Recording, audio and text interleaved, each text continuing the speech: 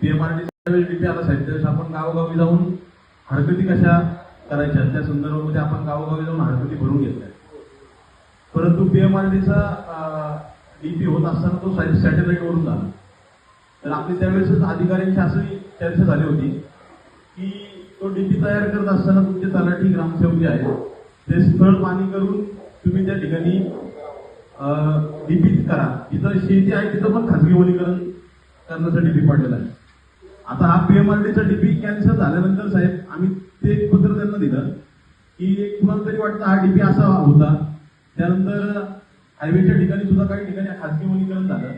खाजगी वनीकरण झाल्यानंतर तुम्ही काही ठराविक तुमचे अमाऊंट अधिकारी घेतात आणि त्यानंतर तो परत इंडस्ट्रियल होतो. म्हणजे कुणासाठी पुरण तुम्ही चालू केले चालायला. तर साहेब हे काम करत असताना बऱ्याच अडचणी त्या ठिकाणी आल्या. काही भागातल्या इंडस्ट्रीज आमचे उद्योजक मित्र आहेत तर त्यांना अशा अडचणी आल्या साहेब की ज्यावेळेस त्यांना येणे करायला लागलं, खूप मोठ्या कंपन्या होत असताना त्या ठिकाणी त्यांना काही लोन घ्यावे लागतात, कर्ज घ्यावे लागतात. पण कर्ज घेत असताना बँक त्यांना सांगते की तुम्ही येणे करून द्या तर तुम्हाला आम्ही कर्ज देऊ शकतो.